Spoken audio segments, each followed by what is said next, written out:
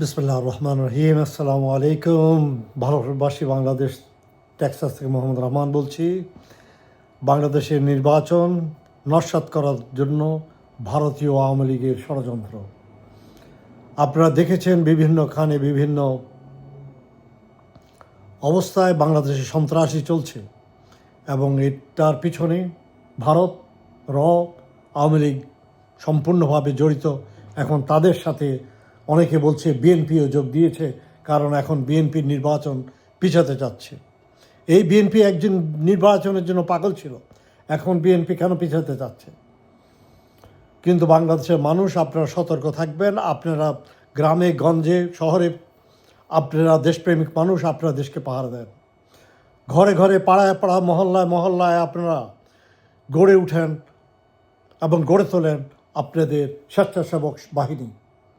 জামাত ইসলামী হোক, ইসলামপন্থী দল হোক, এবি পার্টি, এনসিপি এবং অন্যান্য দেশপ্রেমিক দল, আপনারা গ্রামে গঞ্জে ঘরে বাড়িতে গড়ে তোলেন আপনাদের স্বেচ্ছাসেবক বাহিনী এবং পাহারা দিতে থাকেন কারা দেশে নাশকতামূলক আন্দোলন এবং হামলা করছে। তাদেরকে রুখে দাঁড়ান, তাদেরকে ধরিয়ে দেন। এবং আপনারা জানেন তারা গণপিটুনির শিকার হবে, তাই তাদেরকে প্রথম অবস্থায় তারা কোনো দুর্ঘটনা ঘটানোর আগেই আপনারা তাদেরকে ধরেন এবং ধরে আইন বিভাগের আইন যারা প্রয়োগ করেন তাদের হাতে তুলে দেওয়া সাহায্য করেন এবং দেশকে সাহায্য করেন। এবং আগামী নির্বাচনে সম্পূর্ণ সুষ্ঠু হওয়ার জন্য বাংলাদেশের জনগণ আপনাদেরকে উঠে আসতে হবে। জামাত ইসলাম, আপনারা বলেছেন আপনাদের 50 লক্ষ লোক আছে, তাইলে আপনারা বাংলাদেশের 64,000 গ্রাম, পুরা গ্রামে আপনারা এক একটা গ্রামে 50 জন লোক করে দিলে 535 3.5 লক্ষ লোকের মধ্যে আপনারা পুরা বাংলাদেশ, 35 লক্ষ লোকের মধ্যে পুরা বাংলাদেশ আপনারা সামাল দিতে পারেন। তারপরে আপনার 15 লক্ষ লোক থাকবে।